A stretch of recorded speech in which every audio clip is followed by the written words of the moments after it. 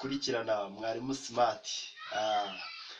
Kuri uyu munsi rero tukaba tugiye kwiga ku kiganiro n'ikinyarwanda cy'umuhanda.